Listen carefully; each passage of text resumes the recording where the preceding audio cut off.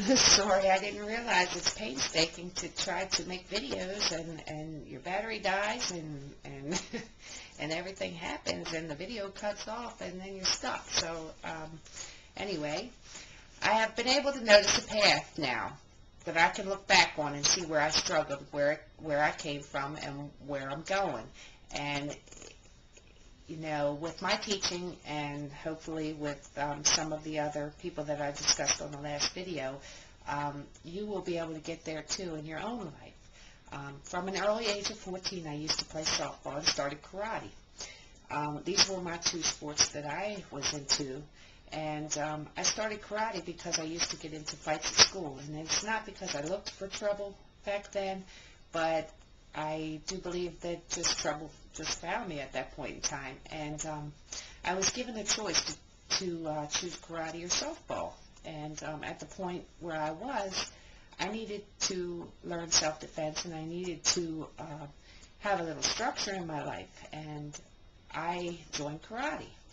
But I originally was kind of skeptical when I joined because, you know, there was not a lot of children and women in karate at that point in time. It was a lot of men. So it was really a challenge for me to go, but I went. And once I got there, I started to enjoy it, and it became a sport for me, and I loved it. And karate is a sport that not only teaches you discipline while exercising and learning endurance, it really changes you as a person.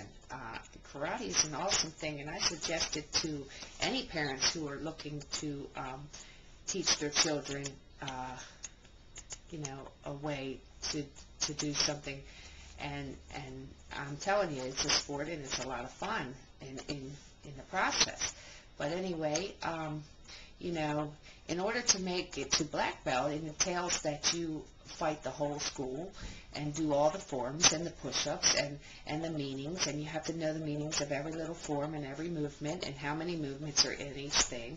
And then after that, you must break boards as well. If you do nothing, if you fail one thing in the process, you fail the test. So this taught me that I could do anything I set my mind to, anything. I strongly suggested that, you know, parents get their children involved in this, and basically, you know, it will change their lives, even though they don't think it will at that moment. I did get my black belt in Taekwondo, and I'm very proud of that accomplishment.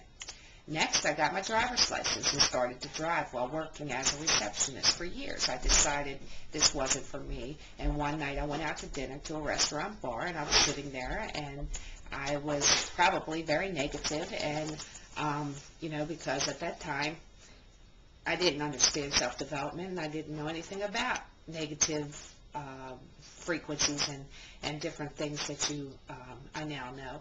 But I was probably putting out a negative vibe to this girl that was sitting at the bar that I did not even know. And I was eating my dinner, and I said to her, I need a change. I'm ready to do something else. This is ridiculous. I'm exhausted. And this girl, her name was Wendy, she said to me that I should go to radiology school, that she was a receptionist in a radiology program, and that I would probably do well there. And, you know, all through my life, people tell me stuff, and you know, and I never think about it. But for some reason, for whatever reason, I checked into it the next day, and this woman that I've never seen before, and I never seen again, changed my life, because 2 years later, I became a radiology technologist, and took the test, and I passed it, and I've been doing it for 22 years now. So, you know, to think that, you know, when someone comes into your life, and just because you don't know them, and you make judgments on them, and you don't observe them, and you don't talk to them, you may never find out what you're, you know, that person may have been put there by God. I believe that God put her there for a reason. She was my angel to change my life. And honestly, she did. She changed my life. I've been supporting my family 22 years off of that. So, you know, don't dismiss people because you don't know them, or because they're different, or because because they may have something to say that may very well change your life, okay? So I just wanted to put that out there. And so as I grew up, I learned many challenges that come with controlling my mind, what I could say and what I could not, and what was acceptable and what wasn't. This was a challenge for me since it was always my way that was right, and so I thought my perception of what I saw was always different than what others saw, and this puzzled me. It wasn't until my son that things began to change for me. I had my son at age 32. I found out I was pregnant after I had left my son's father. I decided that I was 32. I decided I was 32 and wanted a child. My biological clock was ticking. At that point, that's exactly what I was thinking, is that, may not happen again. It's God's gift, so I'm going to be a single mother. So I chose to move home with my mother and raise my son, and now it is not what you think, because my mother believed that when you have a child, you raise your child. That was her belief system, and she did not watch him or wake up for him in the middle of the night, and she did not pay for him. I did it, and I did all of it, and I worked full-time. His father really never participated or paid anything for his upbringing. In addition to this, at 3, my son was diagnosed with ADHD / possible oppositional defiant disorder. And if you don't know what this is, ADHD is attention deficit hyperactive disorder, and ODD is oppositional defiant disorder. And oppositional defiance caused him to not, everything that I said, he kind of did the opposite, or everything that I wanted him to do, I had to say the opposite to get him to do it. And to sit still was an enormous feat for my son.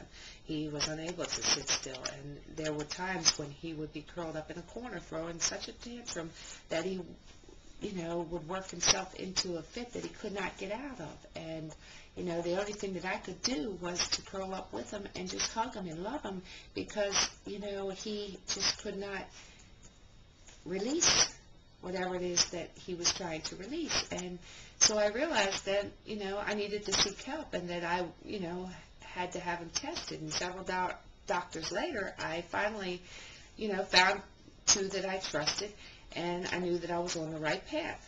And I studied the disease that he had so that I could handle issues that would arise.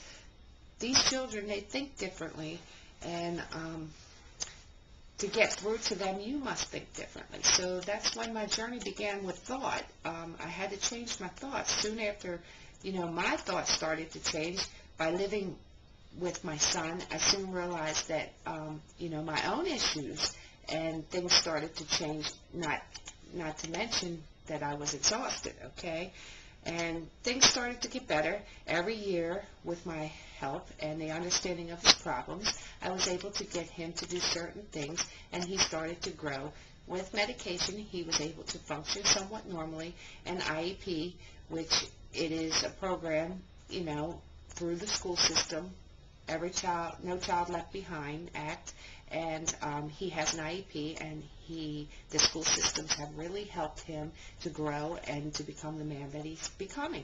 And I am so proud of him now, because, he went from getting kicked out of his first daycare to becoming an honor roll student for the last 3 years, and I'm very proud of him. He's come a long way, and, it gets me excited to know that, your mind, whatever you put into it is what comes out of it. And I'm living proof that my son, what I'm putting into his mind is working for him.